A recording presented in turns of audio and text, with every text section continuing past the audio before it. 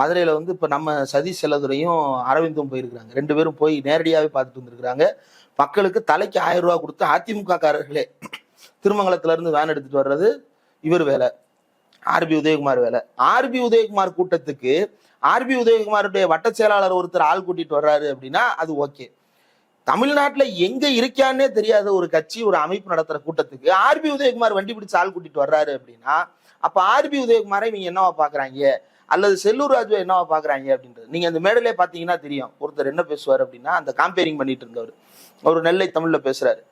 நெல்லை தமிழில் பார்ப்பன தமிழ் கலந்து அவர் வந்து ஒரு தினுசா பேசிட்டு இருந்தாரு, யாருன்னு தெரியல.